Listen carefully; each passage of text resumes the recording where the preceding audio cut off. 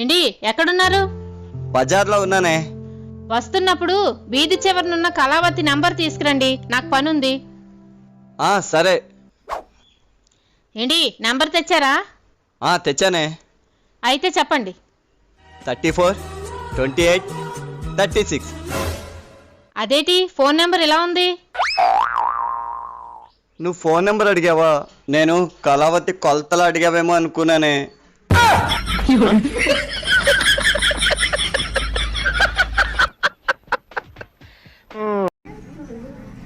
ఏ పిల్లలు silence. Good morning madam. ఏం స్వర్ణ ఈరోజు లేటుగా వచ్చావు?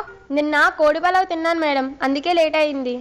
నిన్న కోడి పొలావ్ తినడానికి నువ్వు లేటుగా రావడానికి సంబంధం ఏంటి? మాకు ఎప్పుడు ఆ కోడే లేపుతుంది మేడం, దాన్నే కోసండిసాం.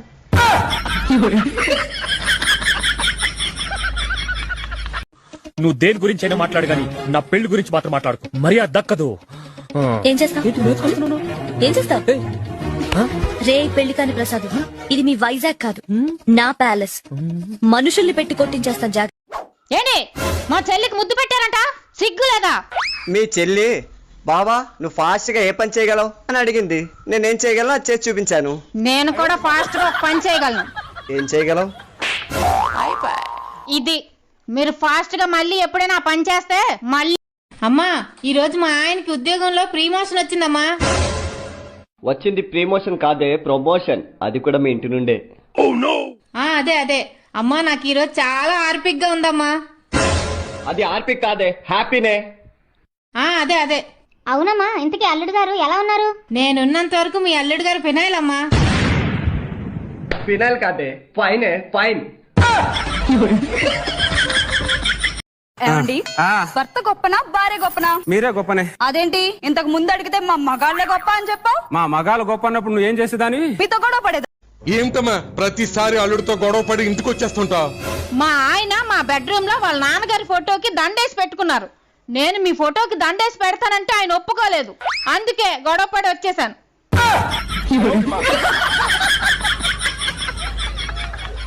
కోడల పిల్ల, మన ఇంటికి దిష్టి తగిలినట్టుంది. ఒక కోతి ఫోటో కొనుక్కురా, గుమ్మానికి కడదాం. కోతి ఫోటో ఎందుకు అత్తగారు, డబ్బులు వేస్ట్. ఆల్బమ్ లో నుండి మీదొక ఫోటో తీసి కట్టేస్తాను.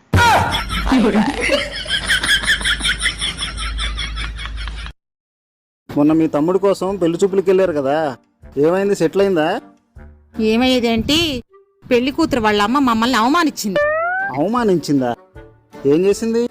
పెళ్లి కొడుక్కి జాబ్ చేయడంతో పాటు వంట వచ్చా అని అడుగుతుంది. తప్పే ఉంది, అదే ట్రెండింగ్ కదా. నేను చేయట్లా. వంట చేయటం, గిన్నెలు కడగటం, మీకు ఒక న్యాయం వాళ్ళకి ఒక న్యాయమా? నీ బొందరా, నీ బొంద అంతేగా, అంతేగా. ఏంటి ఎక్కడికి వెళ్తున్నారు? వర్షం పడేలా ఉంది కదా, మేడ మీదకి వెళ్తున్నాను బట్టలు తెచ్చేద్దామని. మీ వర్షం ఇందాకలే చాలా ఎండగుందని గొడిగేసుకొని వాళ్ళు పుట్టింటికి వెళ్ళింది. రావడానికి వారం పడతదంట, మీరు కిందకి రండి.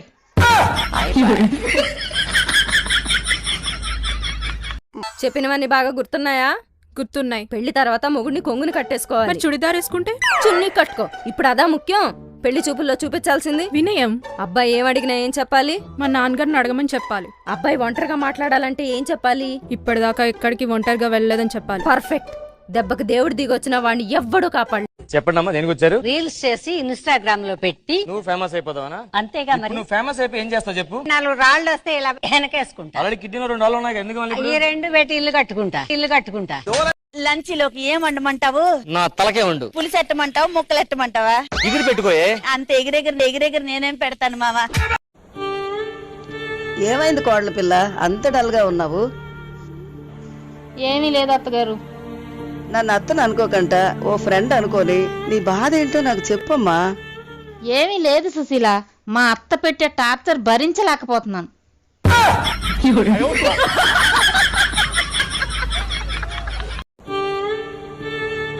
వచ్చావా అమ్మా?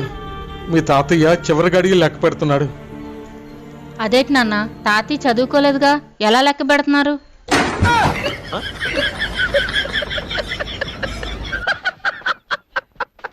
అదేంటి, ఇంట్లో టిఫిన్ చేసేటప్పుడు గానీ భోజనం చేసేటప్పుడు గానీ దేవుడు దండం పెట్టుకుని తింటారు కదా, మర్చిపోయినట్టున్నారు. దండం పెట్టుకోండి.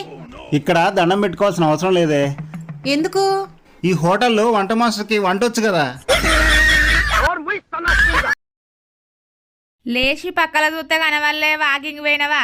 నేను వాకింగ్ పోలే, మరి ఎటు పోయినావు? వార్నింగ్ వాకింగ్ పోయినా. వార్నింగ్ వాకింగ్ అన్ని అల్లి బిల్లి మాటలు మాట్లాడతావు. ఇంట్లో అల్లి బిల్లి మాటలు ఎక్కడియే? డాక్టర్ సలహా ఇవ్వక ముందు పోయేదాన్ని వాకింగ్ అంటారు, డాక్టర్ సలహా ఇచ్చిన తర్వాత పోయిందాన్ని వార్నింగ్ వాకింగ్ అంటారు. భార్య లేకపోతే భర్త వాళ్ళ కోరిక కొద్ది వాకింగ్ పోతే దాన్ని డార్లింగ్ వాకింగ్ అంటారు. ఇతరుల ఆరోగ్యం పట్ల ఈర్ష్యతోటి వాకింగ్ పోతే దాన్ని బర్నింగ్ వాకింగ్ అంటారు. తన భార్య నడిచేటప్పుడు బయట ఆడోళ్ళ దిక్కు తిరిగి చూసే వ్యక్తిని టర్నింగ్ వాకింగ్ అంటారు.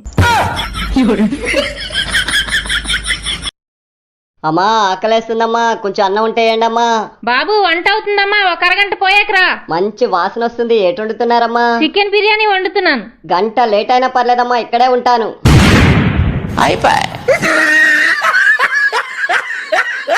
ఏంటక్క ఈ రోజు బియ్యంలో రాళ్ళు వేరకుండానే వంట వండేస్తున్నావు? ఈ రోజు నేను ఉపవాసం. ఈ వంట మీ బావ కోసం, అందుకే బియ్యంలో రాళ్ళు ఏరకుండా వండేస్తున్నాను.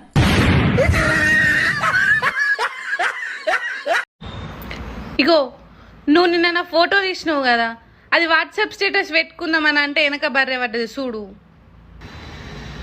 ఏం కాదు తీ, పోస్ట్ చేసేటప్పుడు ముందడిది నేనని రాత్తే అయిపోయా. సరే. ఇగో మొన్న తెచ్చిన పట్టు చీరకు దీనికి 5,000. 5,000? ఒకప్పుడు 100 రూపాయలు పెట్టి చీర కొంటే 100 సార్లు కట్టేది. తర్వాత ఊగడానికి ఉయ్యాలయ్యేది, వడియాలకు సాపయ్యేది, చేతులకు దెబ్బలు గిట్ల దాకుతే కట్టయ్యేది, ఇల్లు దుడుచుకోవడానికి గుడ్డయ్యేది. అదే ఇప్పుడు 5,000 చీరైనా మంచిదే, 5 మటనే కట్టుడు, తర్వాత బీరువలకు పోయి మూలుగుడు. డాడీ నువ్వు ఎంతవరకు చదువుకున్నావు? నీ అమ్మ కంటే ఎక్కువ, డిగ్రీ దాకా చదువుకున్నా. నీకోటి అడుగుదా చెప్పు. చిన్న ఎబిసిడీలు పెద్ద ఎబిసిడీలు ఉంటాయి కదా? ఉంటాయి. అయితే చిన్న ఎబిసిడీల కంటే పెద్ద ఎబిసిడీలు ఎన్ని రోజులు పెద్దయి?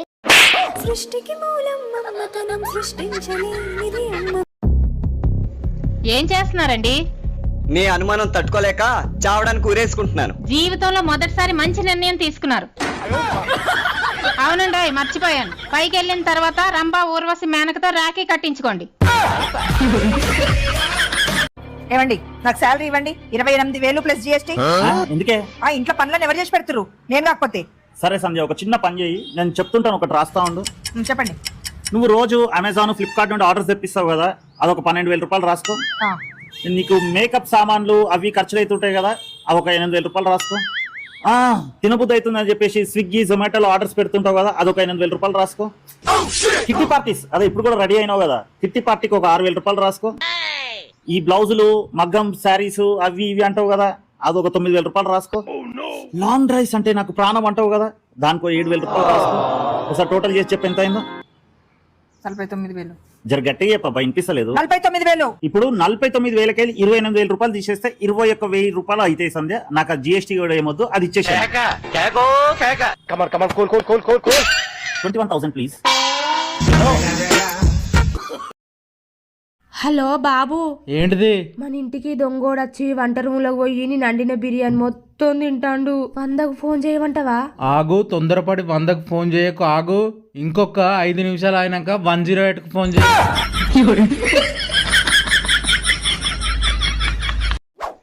ఏంటి తావీజ్ కట్టించుకున్నారు? ఈ మధ్య నువ్వే కళ్ళకు వచ్చేస్తున్నావే, భయం వేసేస్తుంది, అందుకే కట్టించుకున్నాను.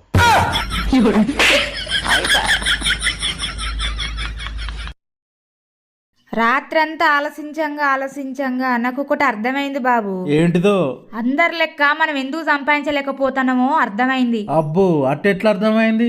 నేను ఖర్చు పెట్టేంత స్పీడ్ గా నువ్వు సంపాదించలేవని నాకు అర్థమైంది. డాక్టర్ గారు, మొన్న మా పక్కింటి ఆవిడ టీవీ కొనుక్కుంది, దసరాకి 4 పట్టు చీరలు కొనుక్కుంది, నెక్లెస్ కొనుక్కున్నది. అవన్నీ నాకెందుకు చెప్తున్నావమ్మా? మీరే కదండి ఎప్పుడు కడుపులో మంటగా ఉన్నా వచ్చి చెప్పమన్నారు. అక్క, నీకు చిన్నప్పుడు యాక్సిడెంట్ అయిందట? అవును తమ్ముడు, చిన్నప్పుడు నేను సైకిల్ నేర్చుకుంటున్నప్పుడు లారీ వచ్చి గుద్దితే 50 అడుగుల దూరంలో ఎగిరిపడ్డాను. 50 అడుగుల దూరంలో ఎగిరిపడ్డావా అక్క? మరి అప్పుడు బతుకున్నావా, చచ్చిపోయావా?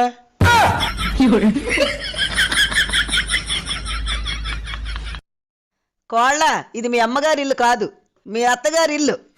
ఎప్పుడైనా నాతో మాట్లాడేటప్పుడు మర్యాదగా మాట్లాడు. అత్తగారు, మీకు కూడా ఇది అత్తగారి ఇల్లే. మీరు నాతో మర్యాదగా మాట్లాడితే నేను కూడా మీతో మర్యాదగా మాట్లాడతాను.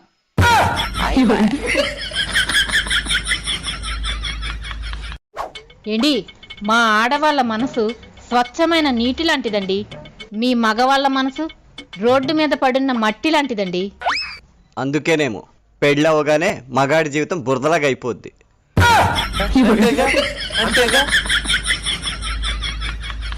మీ పేరు ఎందుకు? తెలుసుకుందామని, వీలైతే మాట్లాడదామని. సరోజ. సరోజ. కర్పూరం. అగరబత్తి ఏం కాదు, నిన్నెవడు అడిగాడు? ఏంటి నాకు దిష్టి తగిలినట్టుందండి. నువ్వు టెన్షన్ పడకే, దిష్టి అనేది మనుషులకి తగులుతుంది, దయ్యానికి కాదు. ఓ అందుకేనేటి ఎప్పుడు మీకు తగలదు.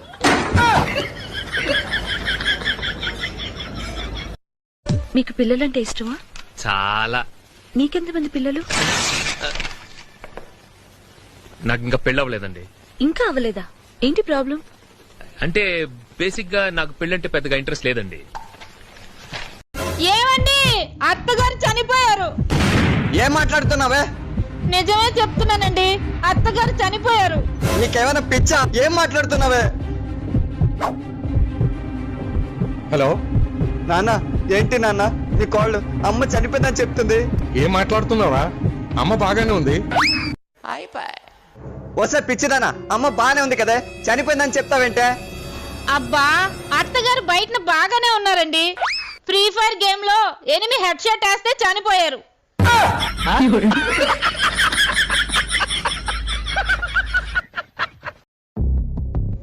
ఏం చేస్తున్నారండి?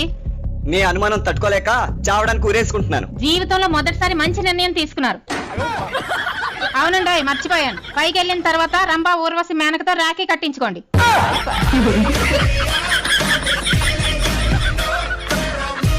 చెప్పండి. నా మొగుడిని తాకట్టు పెట్టుకొని లోన్ ఇవ్వండి సార్. నీ మొగన్ మీద లోన్ ఎట్లా వస్తుంది? ఆయన రోజు నాతో అంటా ఉంటాడు, బయట ఏ ఆడదాన్ని చూడడంట, ఆయన బంగారు వాసమని తోడంట.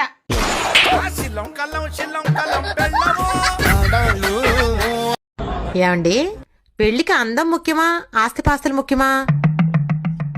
అదేంటి, భోజనాలు ముఖ్యం కదా. ఇందాక నుంచి చూస్తున్నా, భోజనాలు ఎక్కడ పెడుతున్నారు? ఏంటి మా తమ్ముడు ఒక అమ్మాయిని ప్రేమించాడంట, వాళ్ళిద్దరు పారిపోయి పెళ్లి చేసుకుంటారంట. పోనీలే, ఆ అమ్మాయికి ఆడపడుచు కట్న ఇచ్చే బాధ అయినా తప్పింది. అవును కదా తమ్ముడు, ఆ అమ్మాయి కోసం నేను ఎంక్వైరీ చేయించాను రా, ఆ అమ్మాయి మంచిది కాదంట. ఏమండి ఏమని అడగండి, పర్లేదు. మీది విగ్గు కదా. మీరింక మారరా? మన ఎదురింటి ఆవిడ వచ్చి టీ పొడి అడిగితే మీ టీ పొడి ఇవ్వకుండా హగ్గిచ్చి పంపిస్తారా? మన ఇంట్లో టీ పొడి అయిపోయిందే, మన ఇంటికి ఎవరొచ్చినా ఉట్టి చేతులతో పంపం కదా, అందుకే ఒక హగ్గిచ్చి పంపించాను.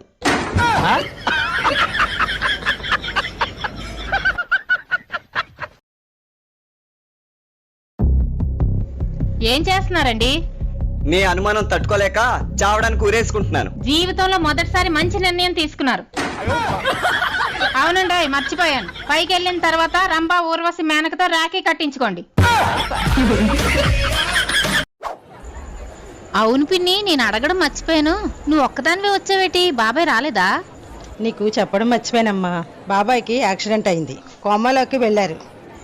యాక్సిడెంట్ అయితే ఇక్కడ ఎక్కడో చూపించుకోవాలి గానీ కోమా వరకు వెళ్ళడం ఎందుకు పిన్ని?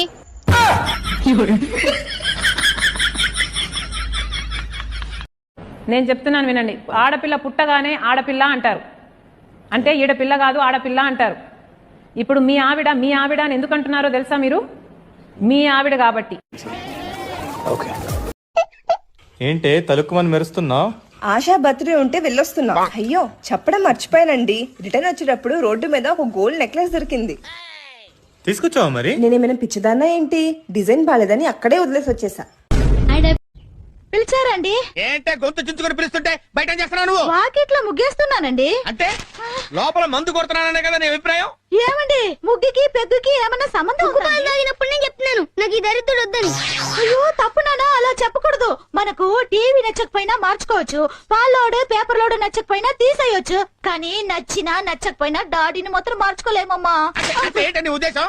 ఇండైరెక్ట్ గా నేను కూడా నీకు నచ్చలేదని చెప్తున్నట్టుగా. అయ్యో ఇండైరెక్ట్ గా చెప్పడం లేదండి.